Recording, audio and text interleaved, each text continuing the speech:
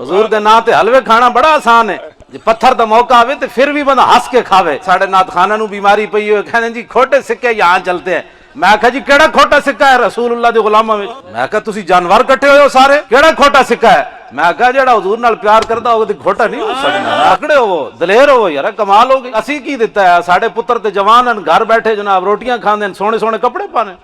साढ़ा पुत्रे का बुखार होवे तो असीं लाहौर कहने अपनी केड़े हस्पताल ले जाइए, राती उठ के वेखीना भी मेरे पुत्रे ने बुखार उतरा के नहीं। 2 महीने का बच्चा छड़ के बंदा अडियाला जेल जाके बह जावे। कस्ती गाजी को 65 एजेंसियां ने तहकीक की, 65 एजेंसियां ने। यह तो साडा उधार है ना। ते अमरीका के हवाले भी उन्होंने कीता ने, भाई गाजी को पुछो ये पिछे कौन है। तो गाजी कहता उन्हें मैंने करंट लाए थे जनाब, मेरी आंदरा में पता लगता बाहर आ गई।